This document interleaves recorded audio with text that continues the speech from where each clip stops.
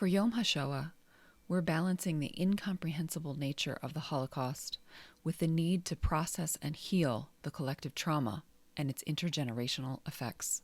This is Jews Talk Racial Justice with April and Tracy, a weekly show hosted by April Baskin and Tracy Guy Decker. In a complex world, change takes courage. Wholehearted relationships can keep us accountable. So I'm hoping we can, as we're talking in our conversation today, Tracy, touch upon a couple different themes, but given both of our love of the Jewish people and our awareness that it's important to celebrate all of the joy and brilliance of our people and also honor the tragedies and targeting, not honor, but honor our survival, recognize and learn about what we've had to navigate, that it's important to name that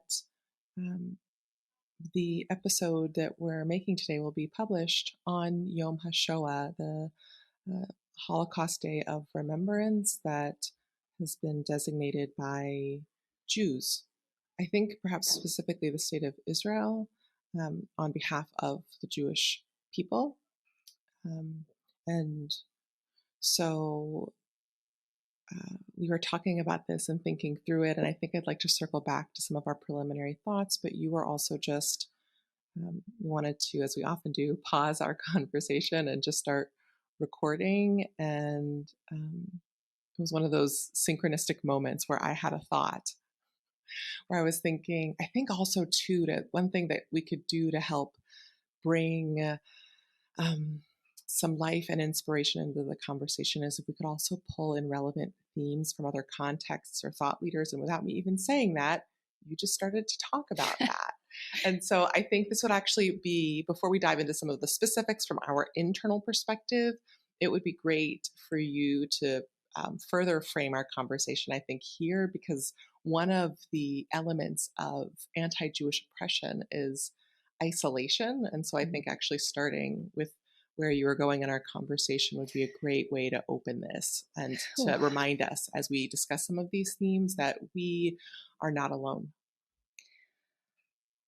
I hope that what I was going to say is actually going to live up to that intro. I was just starting to tell you that I reread, actually I listened to, it's pretty awesome, Ta-Nehisi Coates's amazing article, The Case for Reparations, which was published in The Atlantic. The Atlantic also recorded like a podcast version of it, so go check it out, folks, if you haven't. It's long, it's like an hour and a half, but it's worth it. So anyway, I re-listened to that recently, and I had forgotten that Coates actually looks at German reparations after World War II as sort of a model or a precedent or just another example of reparations being paid and what happened and the controversies around it. And it was really illuminating for me to be reminded of this, that the controversy wasn't just in German society about who was responsible and who should actually pay, but also on the Jewish side, there was a lot of controversy where folks, Menachem Begin, I think, was the one who strongly advocated against accepting reparations because he felt it was a denigration of those that we lost to put a dollar value on, or a Deutschmark value in this case, but to put money as if it could be enough for all that we lost when we lost 6 million souls.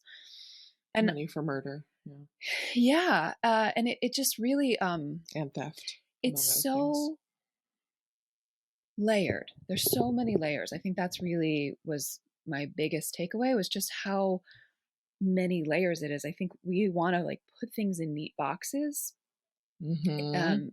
mentally and emotionally, and it's just not that simple, because Coates goes on to talk about the huge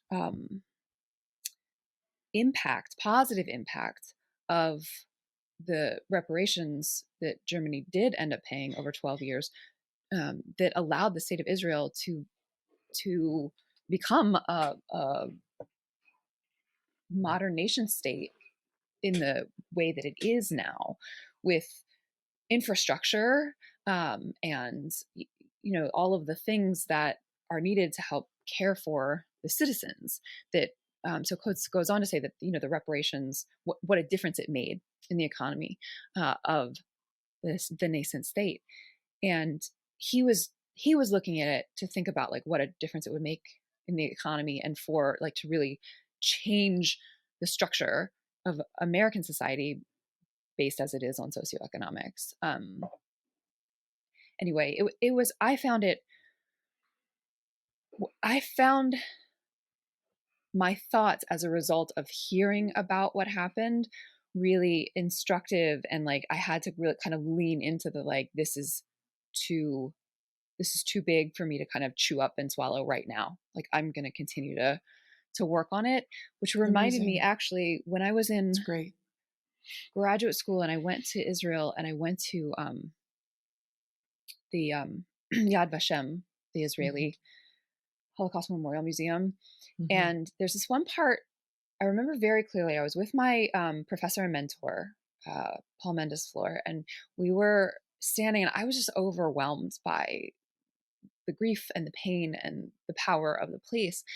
And he and I were standing outside in the sun and looked at the outside. There's like an entryway, and there was like rebar sticking up out of it. And he was like, "You see that? It's unfinished." And I was like, I was just overwhelmed. Like I didn't know what he was pointing to. And he said, it will never be finished, because to finish it would imply that it's comprehensible. And what it is memorializing, the Shoah, is incomprehensible. And therefore no memorial, or this memorial, can ever truly be finished, because we will never fully comprehend it. And that's where I was sitting as I was thinking about this whole reparations conversation, and what was lost, and then the aftermath, and trying to make right, and just incomprehensible from my mentor's observations 20 years ago, when we were at Yad Vashem together. Oh, there were so many things that came up for me as you were talking. Thank you for sharing that, Tracy. That's interesting, because I have so just immediately responding to that, I have a both and opinion on that. Great. I think that I agree, yes, that certain tragedies will never be fully comprehensible. And as a huge proponent of trauma work, especially group trauma work, which is not to be confused with, I don't know, the appetizer to trauma work of like one-off events here and there, that's different to me than the actual arduous work of engaging with qualified folks over time in meaningful ways that honors the breadth and depth of it. Is that more of it can be processed. In one of the communities I'm a part of, some of the teachers, it's referred to as facing the unfaceable. And I won't necessarily say a lot about this now, but just I've seen both around big, horrific. I'm just aware, like as you're saying that, the thought is, yes, there is some truth for that. And as someone who witnesses for my various communities lingering collective trauma that impairs our capacity to fully live in the moment, that I think is possible over time and with the right interventions, and as we're ready for us over time to get more healing. And it won't, and I agree though, it won't ever necessarily, nothing's going to bring people back. Right. Except maybe the Messianic age, if you believe in that, right? Where the dead get Matir Asurim, that's freeing the captive. What is it? Kol, the replacement, the rising of the dead. Mechaye Hametim. Thank you. Mechaye Hametim. Thank you. That's it. Which I say, Not that I literally necessarily think it's going to be like, I can't remember if I've talked about this or not. Not that I literally think it's going to be like a thriller moment. Right. Where like people come out of graves. Zombies or something. Yeah. Yeah. But in terms of perhaps us being in more direct contact with the spirit world or accessing our understanding of spirit, not necessarily like The Walking Dead. But anyway, I get off track, back on track. So I'm reminded of when I started working with a profoundly trauma-informed and counter-oppressive counselor about 10 years ago. And I was in a support group, in this counter-oppressive support group. And I said my story of my very traumatic early childhood life. Like, here's what happened, and then this happened, and this person died, and this person was wrongfully incarcerated, and this thing happened, and this thing, da da da da da da. And at the end of it, because I'd been in therapy for a number of years, and had been in traditional therapy, and had been incredibly helpful. I think it's large. Like, I remember meeting a therapist after I graduated from college, and I've told you, I think I've told you this before offline, and it still is like a kind of a marker of pride, because she was literally like looking at me like an alien when I told her what I'd been through. She was like, "You're so functional." It felt great because I just take it for, but she was just like, "This is amazing. I am so happy to work with you, even if you move to another neighborhood," because it was a neighborhood community. Like, I am here for you, April. Wow. Like, I would love to talk with you at some time to figure out what led to you going through that and landing here. You graduated from Tufts.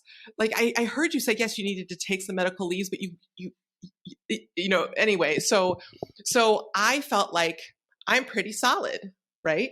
But when I had someone, I ended up accessing some support where it was like, actually, there's more available for you.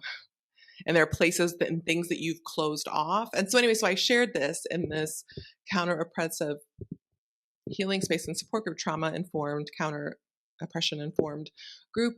And and the teacher and counselor said back to me, "Wow," I can't remember what it was, which was, she was like, that was so objective, April. That was a really objective retell of really horrific things that happened to you.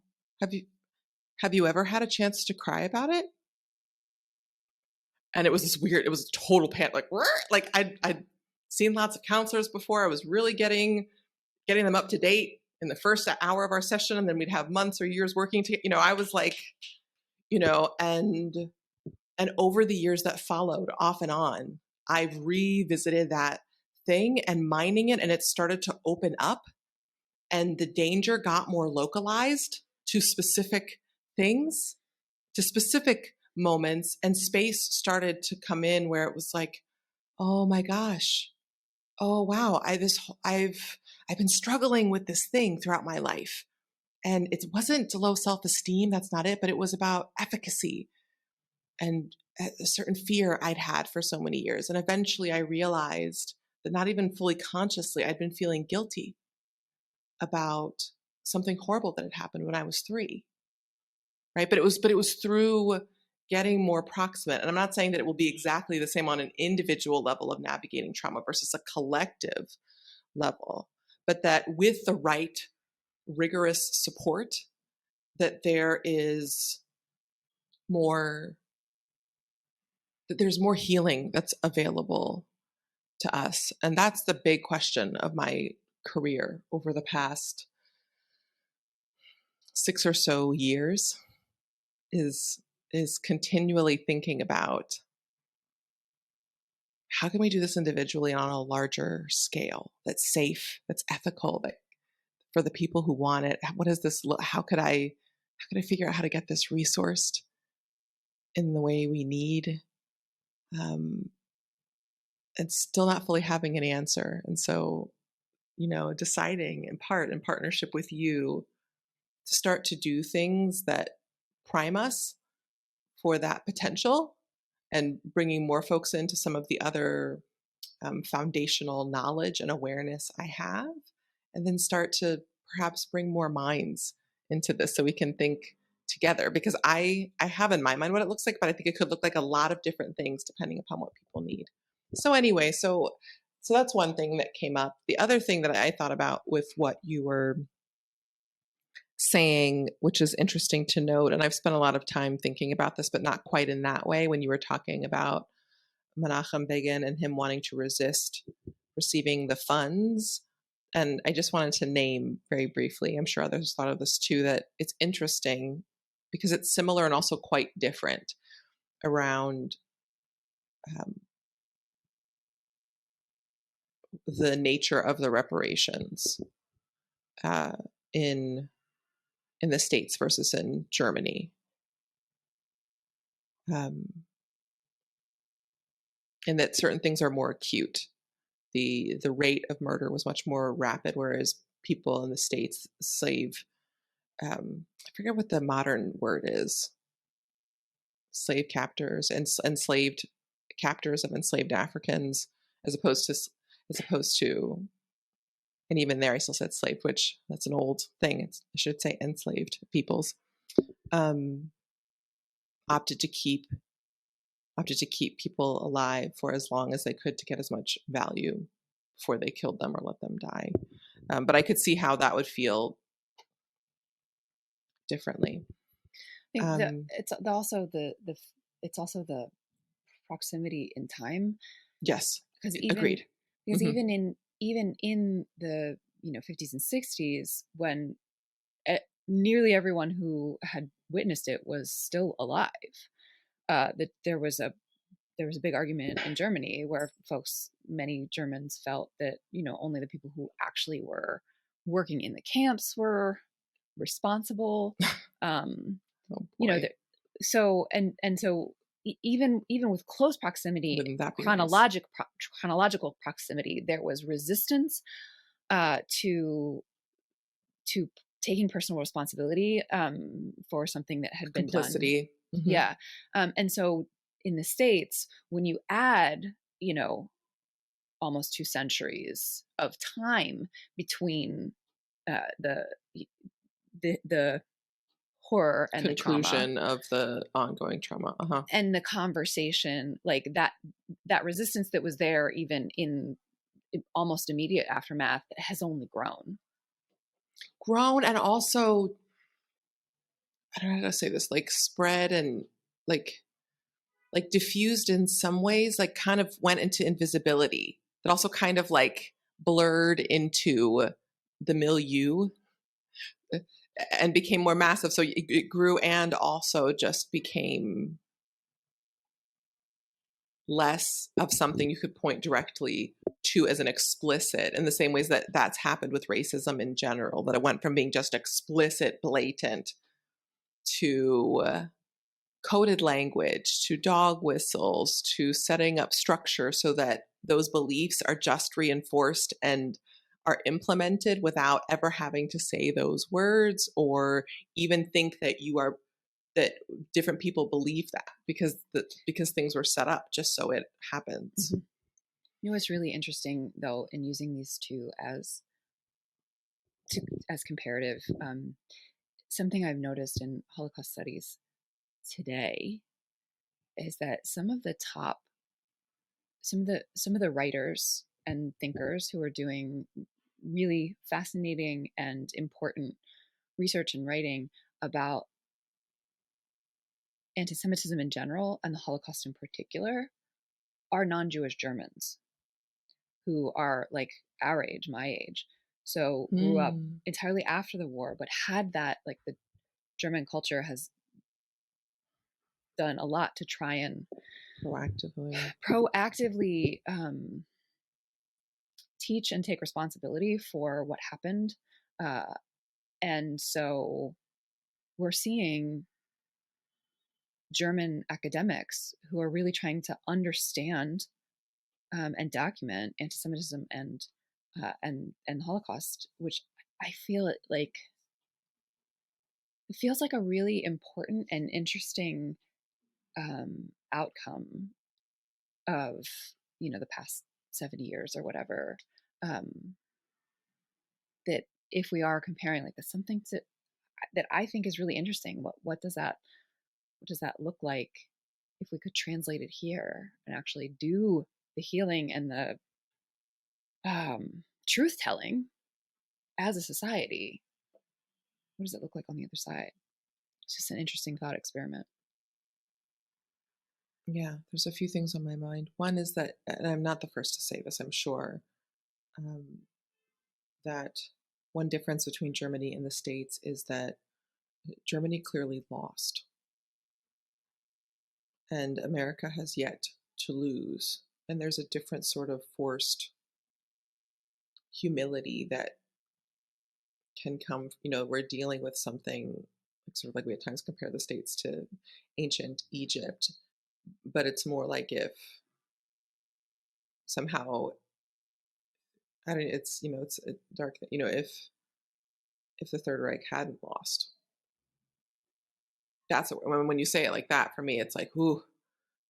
I mean, I already know it's a lot, but it just makes it more clear about why this is so complicated. So I hope you, our listener, are finding connection and meaning in our conversation thus far. I think I want to shift gears a little bit as we start to wrap up. And we wanted to be very mindful about today's conversation. And so I suppose I'll just pause and say what I think is a given for Tracy and me, but it's always worth sharing that on today and any day, on Yom HaShoah or any day, is a perfectly understandable day to feel any range of feelings about this devastation, this tragedy, this massive, unfathomable, immeasurable loss and damage that was done to the Jewish people, and that we are with you in solidarity, and really looking forward to the day when our community can continue to heal this and many other harms that we've experienced. And that, for me, if it's not already clear, either from if you haven't listened before or just in general, that part of that healing comes through, an essential part of that healing is fully honoring, is each of us getting the support we need in a safe space and being able to honor whatever's coming up in a way that's similar to other extremely difficult grief journeys and processes. I think it's worth naming here. It might make sense for us to do an episode on it. I'm sure lots of different podcasts are going to do episodes on it. Tracy, I watched last week the second season of Russian Doll on Netflix. I don't know if you saw the first season No, with I haven't Natasha seen it. Lyonne. Well, it's this, I can't think of the fancy words to say it right now, but it's a gorgeous journey that connects to the Holocaust. And a friend of mine who I really, really adore, Lisa Huberman, mentioned that she was so compelled by the second season that she wanted to go back and rewatch the first. And I was like, yeah, I kind of do too, because I don't remember this first season building up to being about the Holocaust. And it's a really cool, modern, feminine take. I don't want to give too much away, but about going through the family line from her back. And it starts at the beginning of the show, starts out a little bit like Groundhog's Day. And she's like, what's happening here? And then it takes her on this journey in different ways. And she ends up being, anyway, so I'll let, if and when you want to check it out, but the timing is kind of cool. And I don't know if it was purposeful or not, but it's so proximate. I think it just got released in the last couple of weeks or so. Its proximity to Yom HaShoah, but it's a cool modern take and worth discussing and unpacking. So putting it out there that, while Tracy hasn't seen it yet, that we're up for being in conversation around a lot of the things that surfaces. And I think I want to end on on a joyful note, on a note, on something sort of joyful, and not like a fake annoying joyful, but I like this holiday. That I think we are both in agreement that we like this holiday more, that there's like an international Holocaust Remembrance Day. And I'm not necessarily anti it, but I'm just telling you, as someone who's normally pretty open-minded, it feels kind of funny to me. And especially since, I would love to recheck out the way it's been written, but unless it's, wow, this was actually a moment, and I actually heard a scholar talk about this once, and I think it was a Jewish scholar, that part of, and I think it might have been, was it Professor Susanna Heschel? I I I can't quite remember if it was her or if it was a different talk, but um, that it was World War II, and specifically the Holocaust in part, that helped to establish a different consciousness throughout the world around an international awareness, around an awareness of what was happening beyond one specific country and neighboring countries. Um, and I think that's interesting. I haven't spent a lot of time looking into that, but I really am here for a meaningful allyship for the different facets of my identity. But if the International Remembrance Day isn't mostly focusing on, not from a place of judgment, but a place of accountability, as a global community, we failed the Jewish people. And we are going to take time and learn, and not, oh, Jews victims, oh, that was sad, and not implicating the collective consciousness in this. And what are we collectively doing to make sure Jews and other groups are never, that this is a never again thing? If it's just, oh, we there's already a holiday that Jews designated. So rather than, unless you are really owning it, I would prefer that they just join in with what Jews have designated as our day of remembrance. So there's a little spice. And the last thing I want to say that I wanted to squeeze in, and I don't know if you want to add anything too, is that I think Jews are freaking incredible.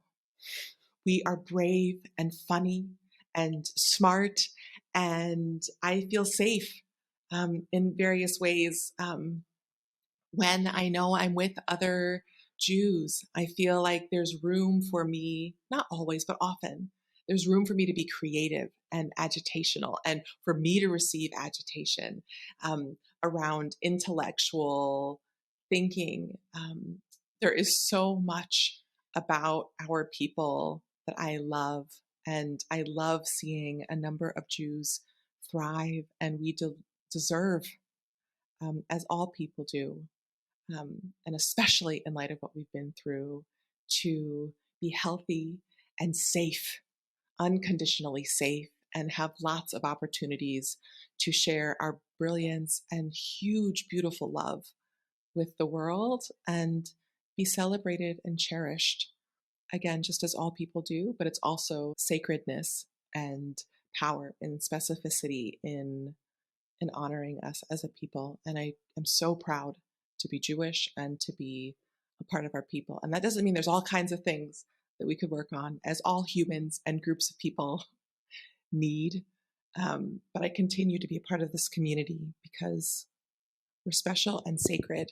And if that feels like a good thing for you to think about on Yom HaShoah, on this day, or in general, I also invite you to think about that, and embody those feelings too.